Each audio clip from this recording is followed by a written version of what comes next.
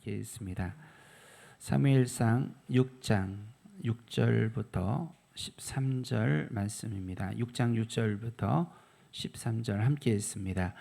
그들이 오매 사무엘이 엘리압을 보고 마음에 이르기를 여호와의 기름 부으실 자가 과연 주님 앞에 있도다 하였더니 여호와께서 사무엘에게 이르시되 그의 용모와 길을 보지 말라.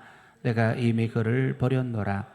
내가 보는 것은 사람과 같지 아니하니 사람은 외모를 보거니와 나 여호와는 중심을 보느니라 하시더라. 이새가 나비나답을 불러 사무엘 앞을 지나가게 하매 사무엘이 이르되 이도 여호와께서 택하지 아니하셨느니라 하니 이새가 산마로 지나가게 하매 사무엘이 이르되 이도 여호와께서 택하지 아니하셨느니라 하니라. 이새가 그의 아들 일곱을 다 사무엘 앞으로 지나가게 하나 사무엘이 이새에게 이르되 여호와께서 이들을 택하지 아니하셨느니라 하고 또 사무엘이 이새에게 이르되 네 아들들이 다 여기 있느냐. 이새가 이르되 아직 막내가 남았는데 그는 양을 지키나이다. 사무엘이 이새에게 이르되 사람을 보내어 그를 데려오라. 그가 여기 오기까지는 우리가 식사하지 아니하겠노라. 이에 사람을 보내어 그를 데려오매 그의 빛이 붉고 눈이 빼어나고 얼굴이 아름답더라. 여호와께서 이르시되 이가 그니 일어나 기름을 부어라 하시는시라. 사무엘이 기름 불 병을 가져다가 그의 형제 중에서 그에게 부었더니 이날 이후로 다윗이 여호와의 영에게 크게 감동되니라. 사무엘이 떠나서 라마로 가니라. 아멘. 아멘. 자, 우리 옆 사람들과 인사하겠습니다. 예수님의 이름으로 사랑합니다. 네, 사랑합니다. 더운 날에 참 고생합니다. 다음 주는 더 덥대요. 습도도 많고 좀 건강하길 바라고요. 그래서 그런지 오늘 빈자리가 많은데 우리 옆 사람과 다시 인사하면 좋겠습니다. 더운 여름날에 건강하세요. 건강하세요. 자, 우리 그리스도인이라는 단어가 안디옥 교회에서부터 사용되어졌죠. 그러니까 예수님 안 믿는 사람들이 안디옥 교회 성도들을 향해서 칭했던 단어가 그리스도인이라는 단어입니다.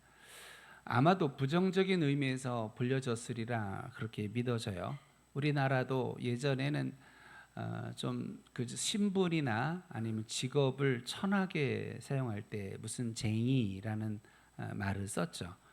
그래서 초기 예수님 믿는 사람들을 예수쟁이 이렇게 부를 때가 참 많았어요. 지금은 그렇게 부르는 사람은 거의 없는데요. 그래서 그리스도인이라는 건 그 예수 믿는 사람이라고 하는 오늘날의 의미보다는 그야말로 예수쟁이라는 그런 부정적 의미에서 불려진 거죠. 근데 그리스도인의 그 정의가 뭘까요?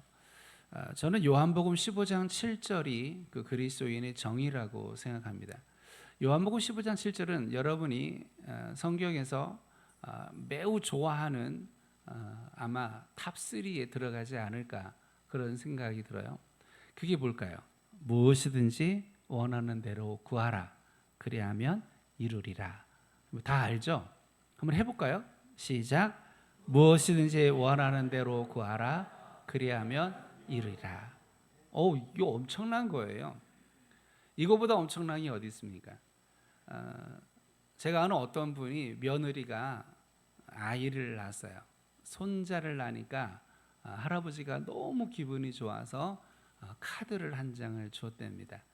이 카드는 뭐 블랙 카드라고 하나요? 제한이 없는 어마어마한 카드인데 며느라 마음대로 써라. 그런 시아버지가 됐으면 좋겠어요. 그죠?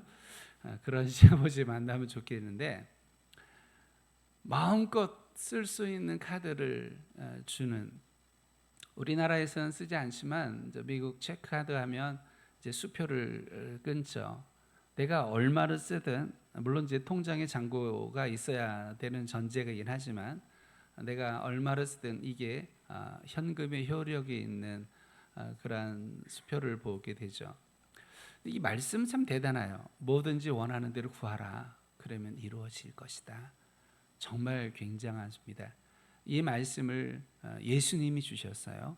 이 말씀을 예수님이 하셨다는 말은 이 말에 대한 책임을 예수님이 지겠다는 거예요. 하나님이신 그분이 천지를 창조하시고 우리의 구주가 되시고 우리의 영원한 유일한 구원자이신 예수님이 천국의 주인이신 그분이 당신의 말을 책임져 주시니 얼마나 놀라운지 몰라요. 이 말씀이 믿어지시는 분은 아멘 하시기 바랍니다. 아멘. 아멘 안 한 사람은 안 될 거예요. 말씀대로 이루어지는 구해라. 네가 뭐든지 내 이름으로 구하라. 그러면 이루어질 거다라고 하는 엄청난 말씀을 우리에게 주셔요. 여러분이 이 말씀을 누리는 여러분들이 꼭 되시기를 바랍니다. 누려야 돼요. 말씀을 대로 내가 믿고 선포하고 믿고 쩔쩔쩔 매는 게 아니라 낙심하는 게 아니라 큰일 난대라고 말하는 게 아니라 누가 나 도와줄 사람 없나 이렇게 말하는 게 아니라 내가 예수님의 이름으로 말씀을 붙들고 믿음으로 선포할 때 그 이루어지는 성취되어지는 일들이 경험되어지는 것, 이것처럼 멋있고 이것처럼 정말 기분 좋은 게 어디 있겠어요. 이러한 풍성한 삶이 여러분의 것이 되기를 바랍니다. 기억나는 김에 그 7월 17일인가요? 킹 오브 킹스라고 하는 영화가 개봉이 됩니다. 애니메이션인데요.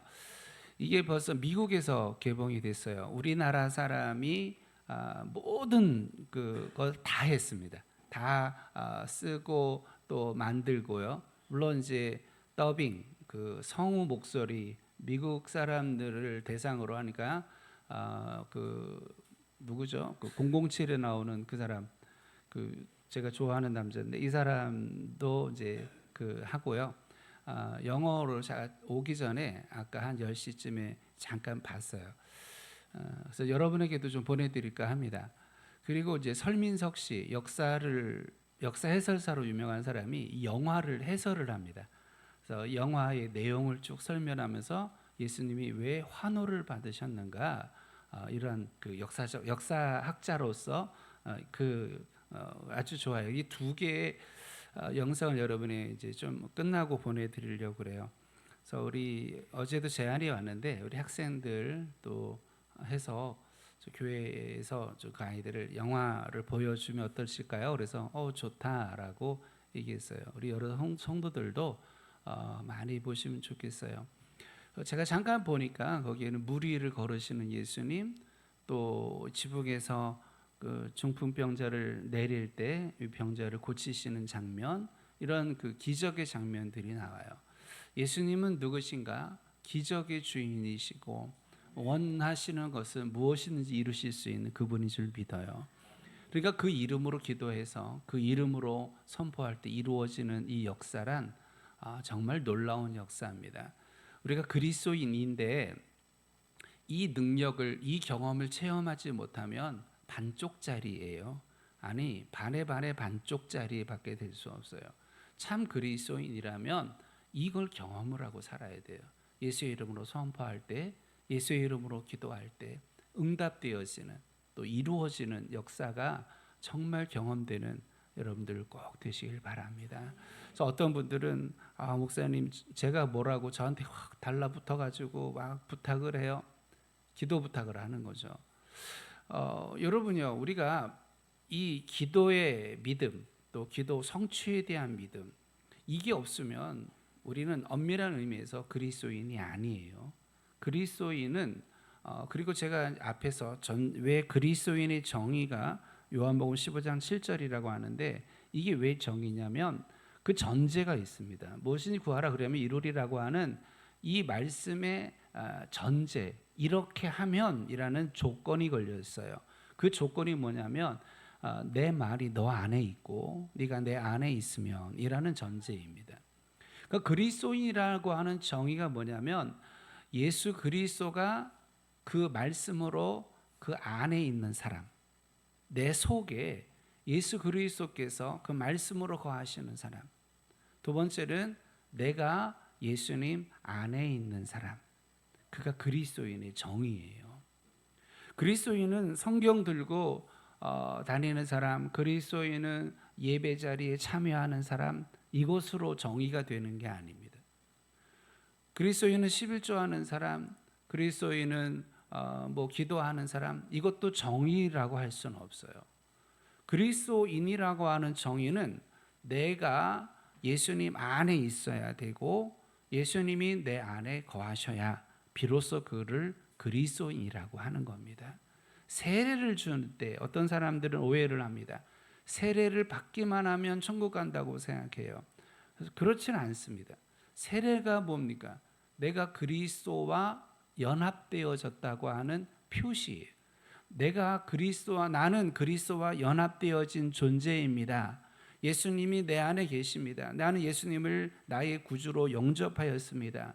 그렇기 때문에 나는 언제나 예수님 안에 삽니다 라고 고백하는 사람에게 고백했기 때문에 주어지는 게 세례입니다.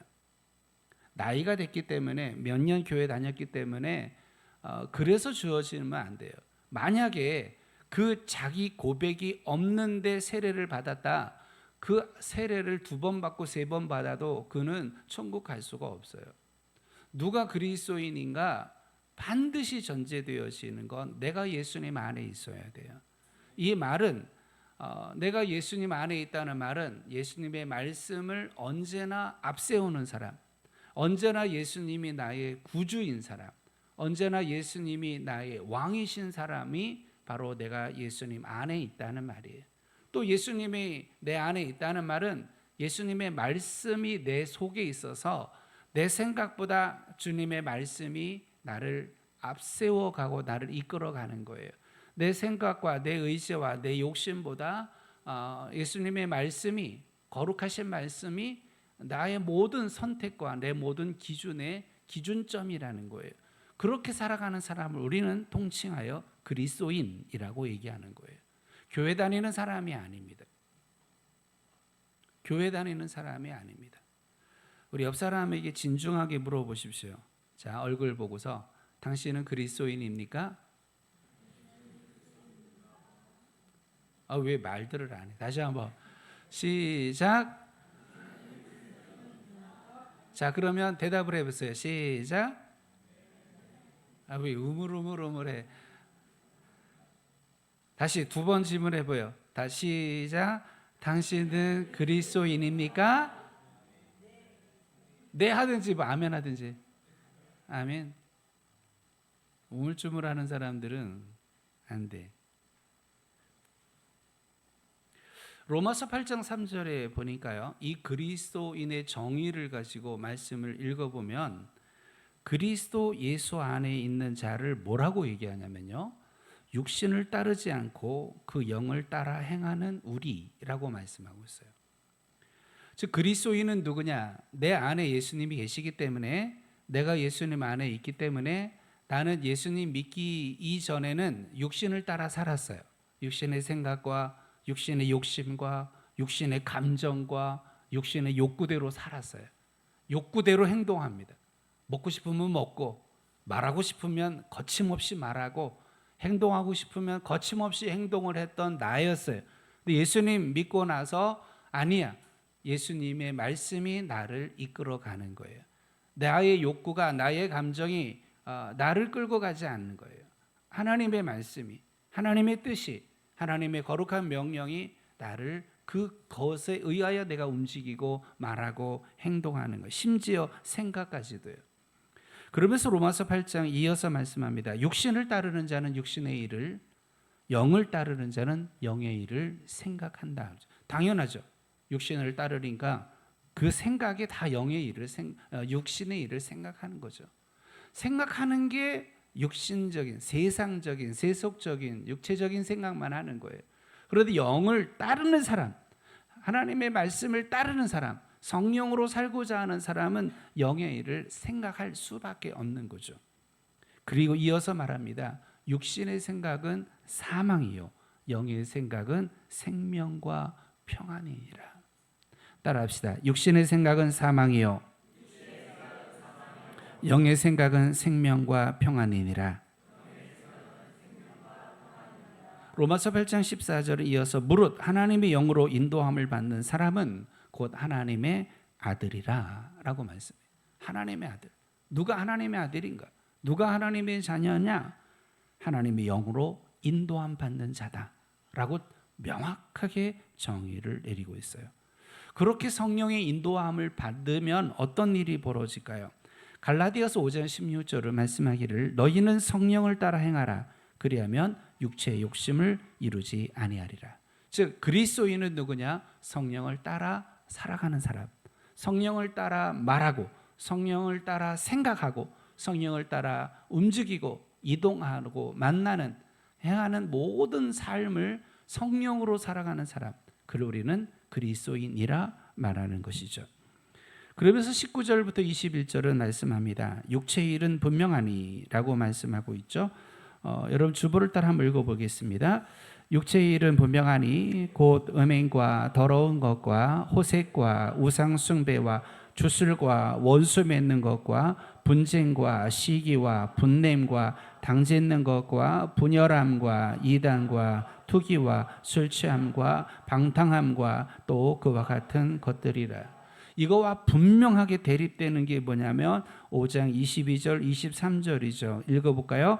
오직 성령의 열매는 사랑과 희락과 화평과 오래 참음과 자비와 양성과 충성과 온유와 절제니. 찬양을 올려놨는데 어찌 돼요? PPT 했습니까?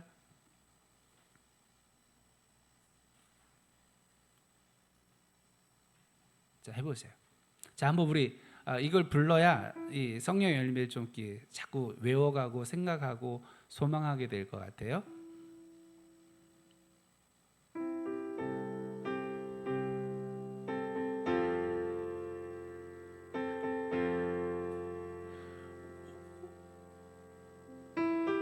이거 아닌데? 죄송합니다.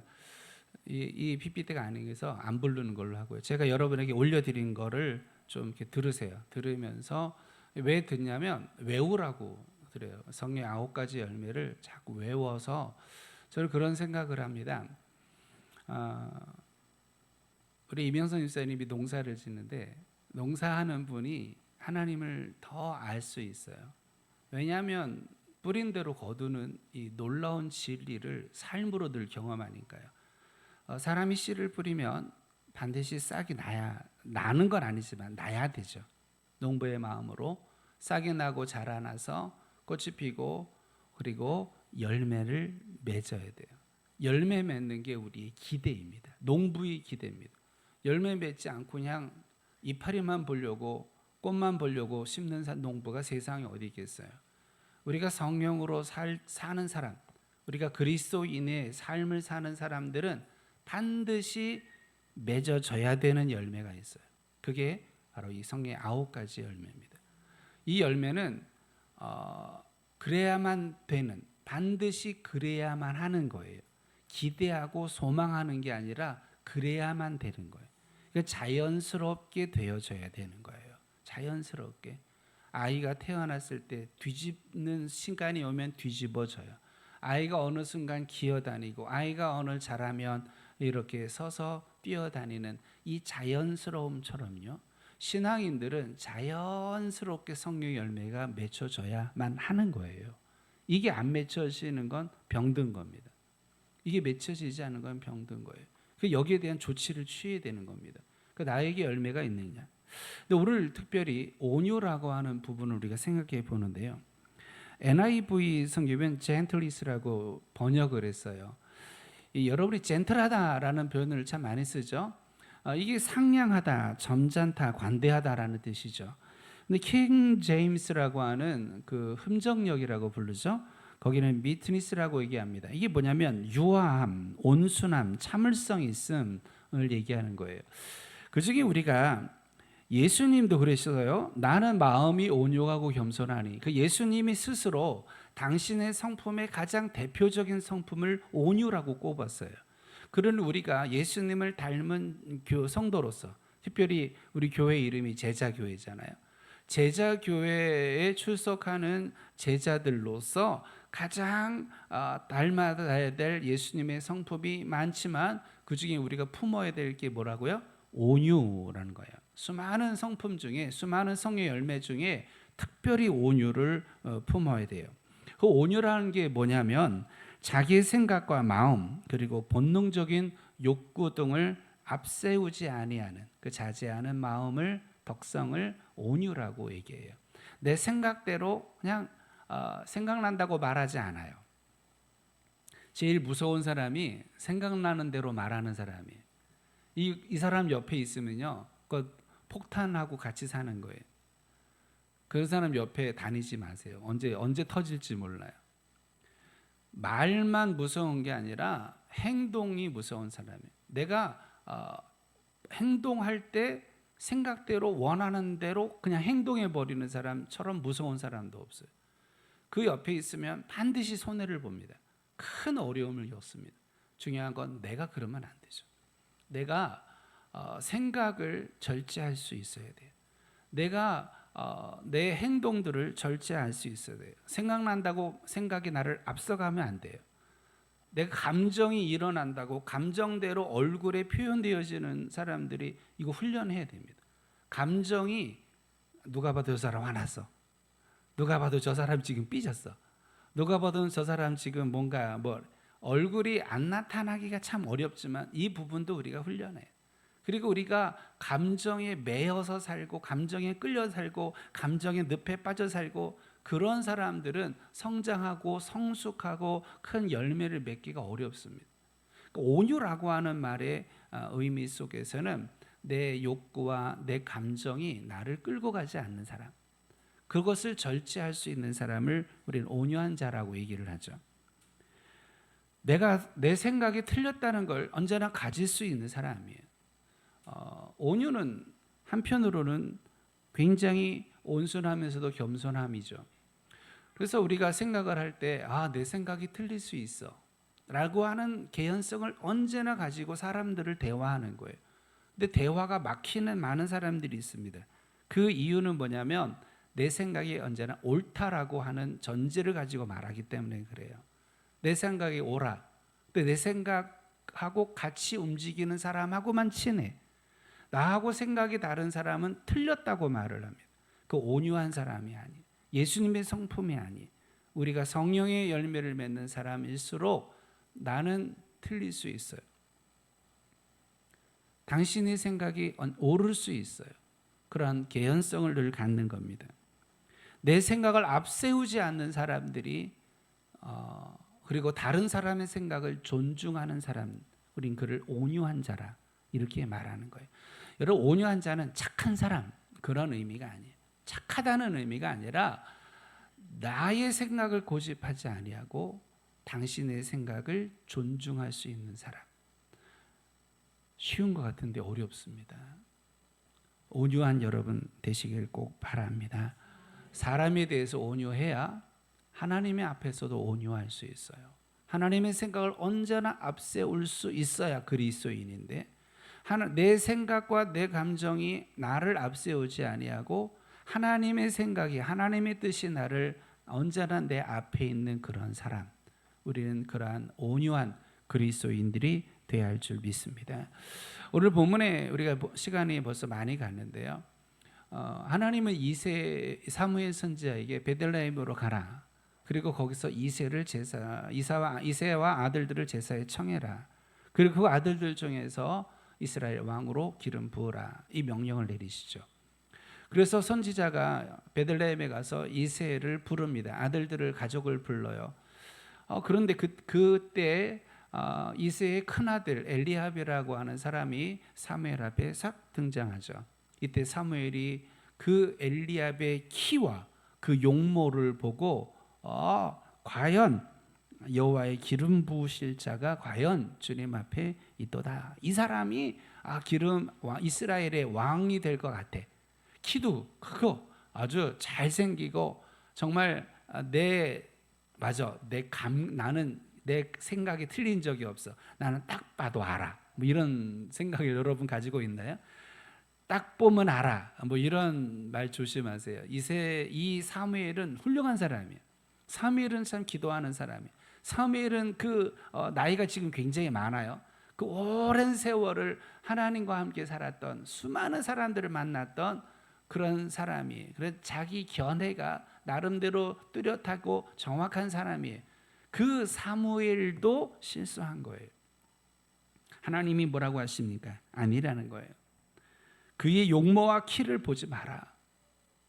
내가 이미 그를 버렸노라. 여기 버렸다는 말은 거절하다라는 뜻이에요. 아니다라는 뜻이에요. 이 사람은 네가 보기에는 왕 제목 같지만 이스라엘의 왕이 될 만한 그러한 용모를 가지고 있지만 조건도 그렇지만 그러나 그는 아니다라고 분명히 하나님 말씀해요. 그러면서 뭐라고 말씀합니까? 여러분 잘 아시는 것처럼 내가 보는 것은 사람과 같지 아니하니. 한번 읽어볼까요? 시작. 내가 보는 것은 사람과 같지 아니하니 사람은 외모를 보거니와 나 여호와는 중심을 보느니라. 여기 외모는 히브리어로 눈이라는 뜻이에요. 사람은 눈을 본다 이 말이 아니라 눈으로 사람을 본다는 거예요. 눈에 보이는 것으로 평가하고 판단한다는 거예요. 눈으로 보이는. 그러나 나는 마음의 눈, 마음으로, 중심이라는 뜻은 마음이라는 히브리어예요. 나는 마음으로 본다. 마음을 본다는 거예요. 육신의 눈으로 보는 사람과 마음의 눈으로 보는 하나님이 대조되고 있습니다.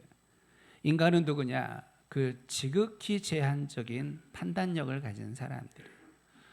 내 딴에는 굉장히 똑똑하고 내 딴에는 굉장히 그 정확한 생각을 가지고 있고요. 내가 보는 것은 거의 정확해. 여러분 혹시 그런 생각 안 하십니까? 충신대학 신대원을 들어가는데 그 같은 동기 중에 그 연세가 많으신 분이 들어왔어요. 입학을 했는데 옛날에 건국대학 건축과 출신이에요. 오랜 세월을 이제 자기 일을 하다가 연세가 들어서 목회하고 싶어서 교회에 들어온 거죠. 이제 그분이 뭐라고 얘기하냐면 자기는 보면 몇 센치인지 나온대요. 그래서 우리가 얼마나 신기해요. 그러면 저거 얼마 돼요? 저 1m 23. 그러면요 거의 맞아요. 신기하죠. 이 여기서부터 여기까지 얼마예요? 보면 거의 맞춰요. 야 대단하다. 그럴 수 있을 것 같아. 왜 우리 돈도 지폐를 딱 잡으면 얼마 안 알잖아요. 그 많이 돈을 만지는 사람. 그러나 조심해야 될 거 있어요. 판단은 정말 조심해야 돼. 얼굴만 보면 알아. 눈만 보면 알아. 하는 행동만 보니까 알아. 너 그렇게 말하는 거 내가 한번 들어보니까 너 알겠어. 여러분 이거 굉장히 무서운 일이에요. 그건 눈으로 보는 사람의 한계입니다. 눈으로 보는 사람의 한계는 너무나 명확하고요. 눈으로 보는 사람이 가지고 있는 능력은 매우 제한적이에요. 아주 작아요. 그러니 여러분요. 사무엘 같은 실수하지 않는 여러분 되시기를 바라요. 사무엘처럼. 그 훌륭한 사무엘도요. 그 인격적인 사무엘도요. 그 기도하는 사무엘도, 그 능력의 사무엘도요. 그런 실수를 해요. 그러니 우리는 얼마나 실수할 수 있겠어요? 진짜 하나님 이 사람 진짜 왕감이네. 왕이 될 만하네. 야, 과연 실수였어요. 역대상 28장 9절에 여호와께서는 모든 마음을 감찰하사 모든 의도를 아신다고 했어요. 누가복음 16장 15절 함께 읽어보면 좋겠습니다. 함께 읽습니다. 너희는 사람 앞에서 스스로 옳다 하는 자들이나 너희 마음을 하나님께서 아시나니 사람 중에 높임을 받는 그것은 하나님 앞에 미움을 받는 것이니라. 아멘.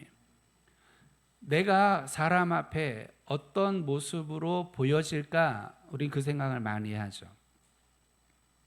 그런데 그것이 그렇게 중요하지 않습니다. 사람들이 나를 어떤 사람으로 알까 그렇게 중요하지 않아요. 진짜 중요한 건 하나님 앞에서 하나님이 나를 뭐라 하실까. 이게 비교도 안 되게 중요합니다.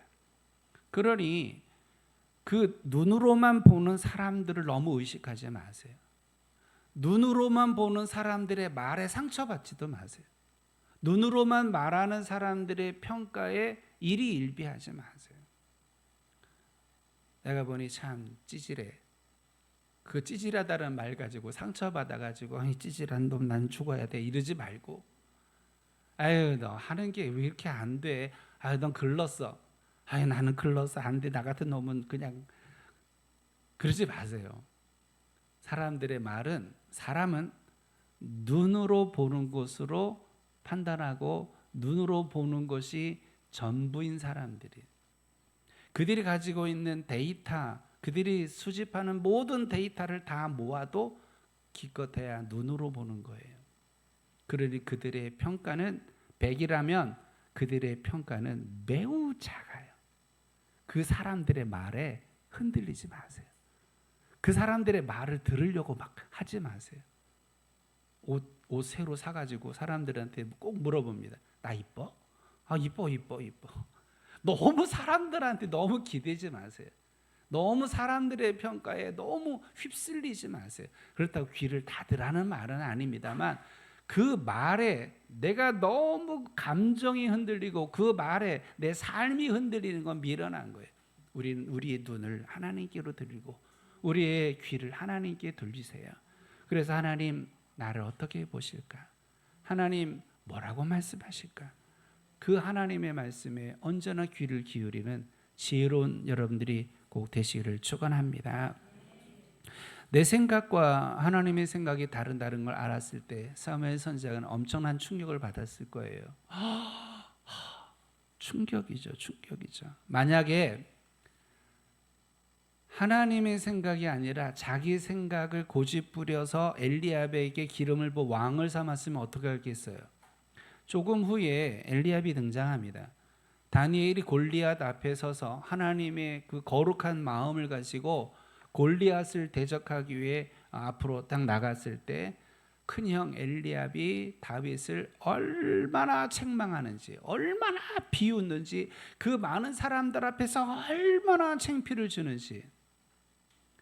사무엘 선지자가 다윗에게 기름 붓는 그 현장에, 사무엘 선지자가 하나님의 이름으로 다윗을 이스라엘의 왕으로 삼는 그 현장에 엘리압도 있었어요. 그리고 그 현장에 하나님의 영이 임하는 것도 알았어요. 그런데 나이가 많다고 큰 형이라고 다윗을 그렇게 대하면 안 되죠. 그런데 그 많은 사람 앞에 하나님의 영에 감동된 사람이, 비록 15세 안팎밖에 되지 않았던 어린 막내 동생이지만, 8번째 아들 막내 동생이지만 엘리압이 그렇게 말해서는 안 되죠. 그는 성령으로 사는 사람이 아니었어요.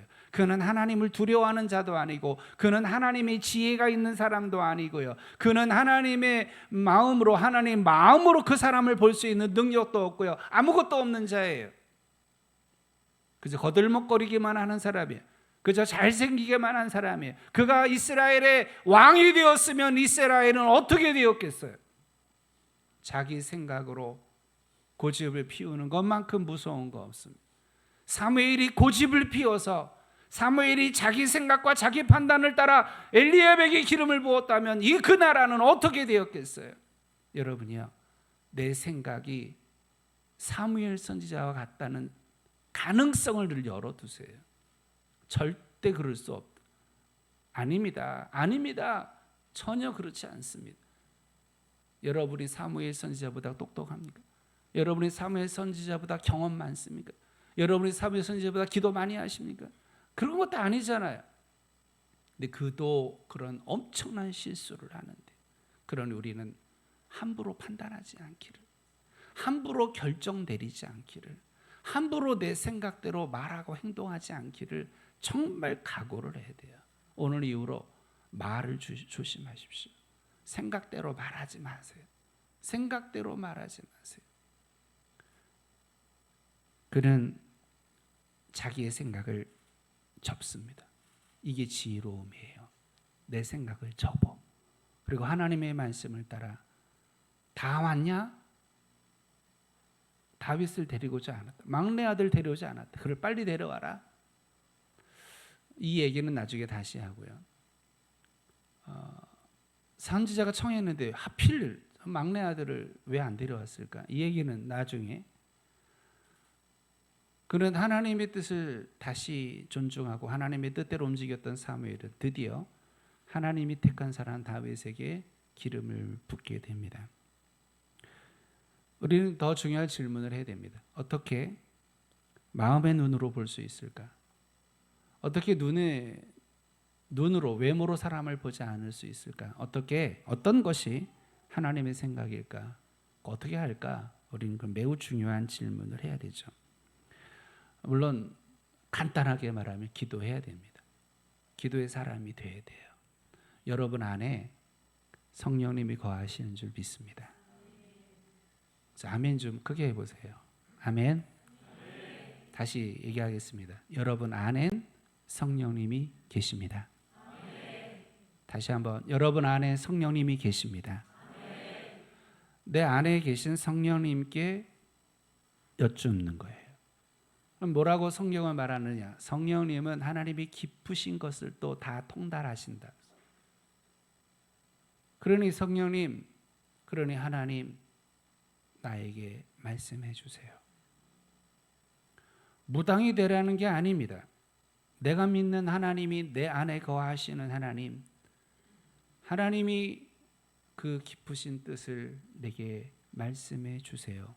하나님은 응답하실 하나님인 줄 믿습니다. 그렇게 나아가는 그 믿음의 고백이에요. 우리가 손을 얹을 때 병자가 낫는 것만 우리가 추구하는 게 아니에요. 더욱 추구해야 될 게 뭐냐면 주님, 내 안에 성령님이 거하신 성령님 내게 말씀해 주세요. 예수님 요한복음 15장에서 성령께서 너희를 생각나게 하신다 했어요.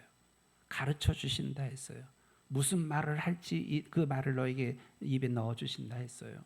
그러니 성령님을 우리가 인정하고 기도하면서 내 하나님 뜻을 알고 싶어요. 내 생각대로 사는 사람이 아니라 하나님의 생각으로 사는 사람이기 원해요. 내 눈으로 사람을 보는 자가 아니라 마음으로 사람을 볼 수 있는 사람이 되길 원해요. 그러니 철저하게 하나님 앞에 엎드리고 하나님 앞에 나아갑니다. 두 번째 중요한 게 있습니다. 내 생각과 다른 일이 일어났을 때, 하나님이 내 생각과 다른 길로 나를 이끌으셨을 때 하나님 실수하셨네 이러는 게 아니라 하나님을 인정하는 태도를 가져야 돼요. 내 생각이, 내 판단이 얼마나 지극히 작은 것인가를 고백하면서 하나님을 인정합니다. 하나님을 인정합니다. 그렇게 고백하며 나아가세요. 우리 이 부분들은 나중에 다시 한번 살펴보죠.